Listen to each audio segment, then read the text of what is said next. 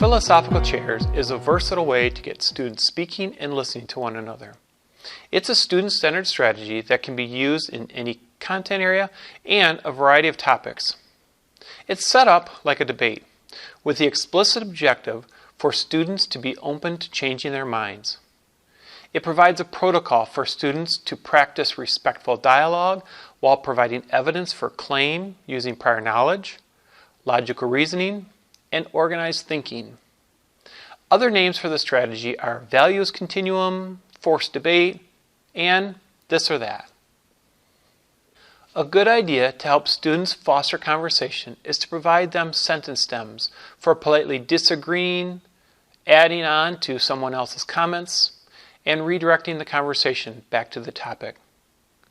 Over time, students will feel comfortable not needing these stems.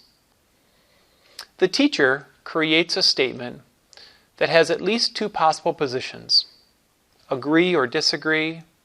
Another response might be yes or no. Undecided is certainly a possible position students may select. An example of a discussion starter in a health class might be tobacco products should be allowed for ages 12 and up if monitored by an adult. An example of a statement in a math class might be using a car sharing service makes more financial sense than owning a car.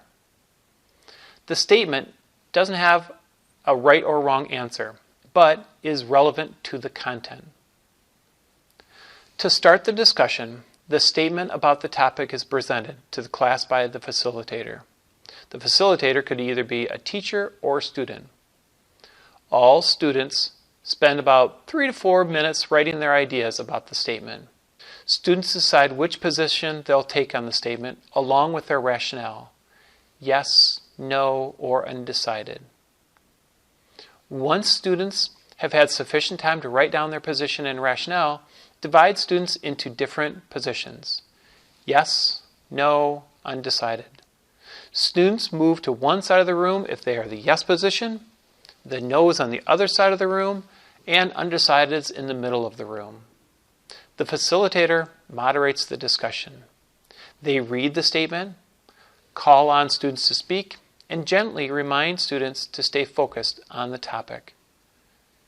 If a student is a facilitator, it's a good practice to coach the facilitator ahead of time, teaching them how to ask clarifying questions and asking them to call on those who seem like they have something to say but are not raising their hands.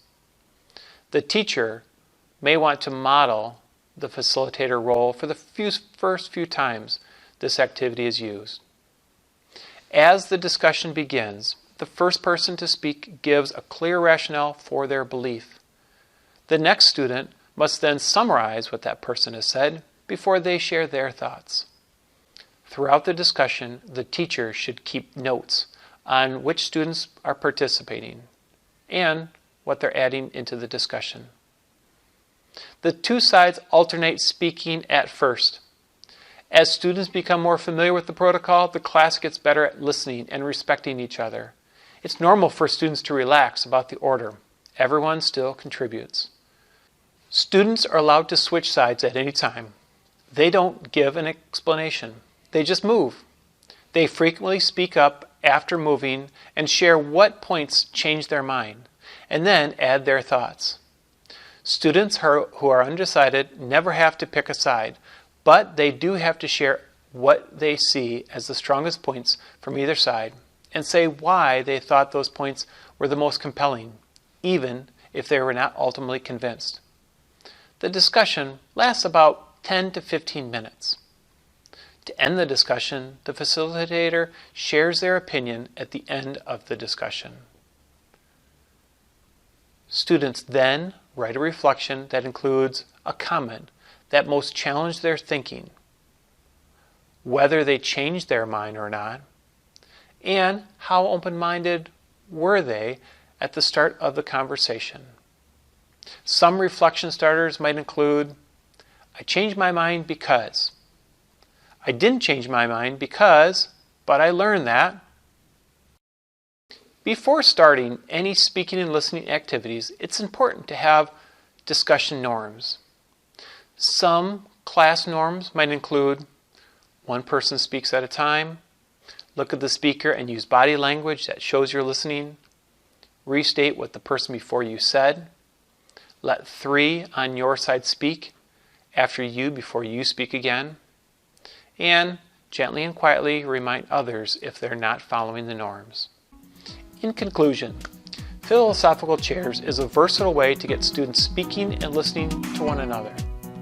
Similar to a debate, this student-centered discussion challenges students to be open to changing their minds. Give philosophical chairs a try in your classroom during your next classroom discussion lesson.